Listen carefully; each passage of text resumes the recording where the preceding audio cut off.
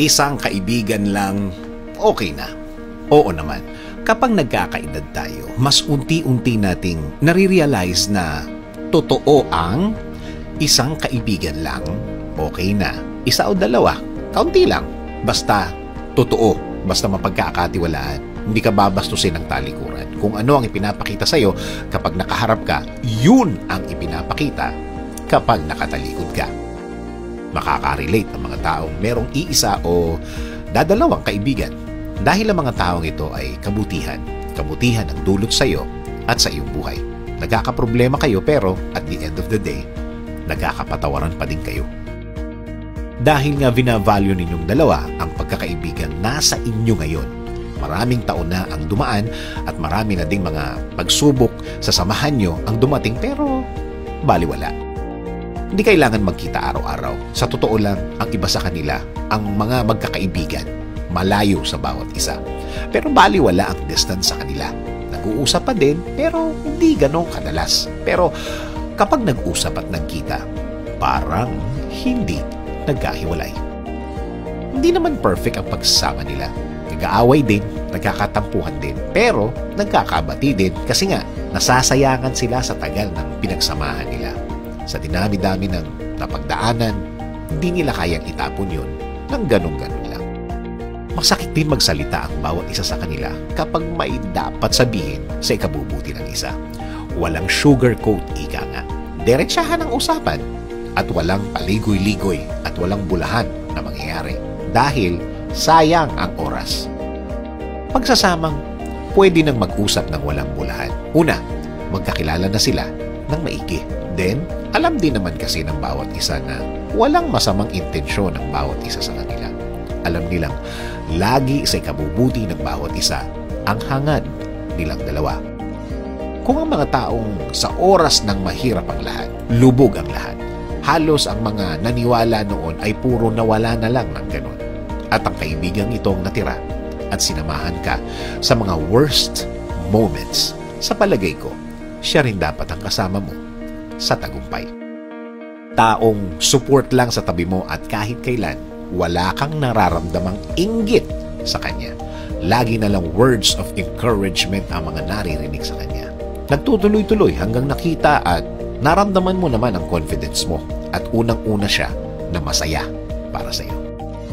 Kaya huwag mag-alala kahit kailan hindi ka nawala ng kaibigan noon. Ang mga nawala lang sa buhay mo ay mga kakilala, mga taong dumaan lang sa buhay mo. Ang totoong kaibigan mo ay yung andyan pa rin hanggang ngayon. Ulitin ko lang para ma-realize mo kung sino ang nawala. Ang nawala ay mga kakilala lang. Hindi sila kaibigan. Dahil ang kaibigan ay yung andyan pa din na kasakasama mo. Siya yung taong alam kong malungkot ka. Down na down ka. Yung may mabigat kang dinadala. Alam niya kung may problema ka. Dahil ang iba, hindi nila napapansin o hindi nila pinapansin. Alam niya, hihilahin ka niya sa isang sulok at tatanungin ka kung bakit di ka okay. Sabi nga sa Ecclesiastes 4:10, if either of them falls down, one can help the other up, but pity anyone who falls and has no one to help them up.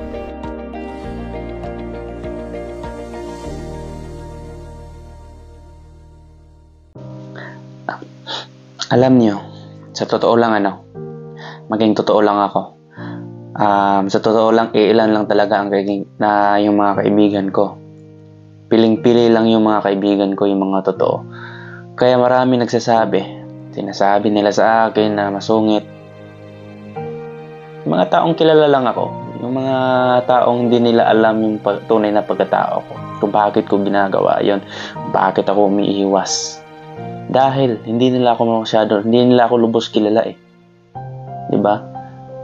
Pinipili ko yung mga tao, oo.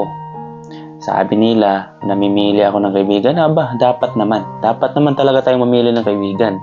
Hindi tayo basta-basta sumusugod lang dyan sa mga taong hindi natin kilala. Malay mo mapahamak ka dyan. Malay mo sinasaksak kapag nakatalikod ka dyan. Yan ang point ko. Pinipili ko yung mga magiging kaibigan ko kasi hindi biro yung mga taong makilala mo basta-basta lang tapos agad-agad magiging kaibigan. sasabihin na, ay, hindi ko kaibigan yan. Hindi naman talaga tayo magkakaibigan eh. Sino ba nagsabi na kaibigan tayo? Magkakilalang lang tayo. Hindi mo ako kaibigan. Kasi hindi mo ako kilala eh. Yung mga tunay na kaibigan ko, yung mga kilala ako, yung tanggap ako, yung ugali ko, tanggap yun. Tanggap nila yun. Yung mga tunay na kaibigan. Kahit walang-wala ka, nandyan para sa inyo. Nandyan para sa iyo. Nandyan para sa akin. Hindi yung kaibigan lang sa inuman, kaibigan lang pag meron ka. Yan ang real talk dyan. Yun yung tunay na halaga o tunay na kahulugan ng kaibigan. Kaya ilan lang talaga ang naging kaibigan ko sa buong buhay ko. Bahala kayo dyan kung ano sabihin niyo. Basta yun ako. Okay?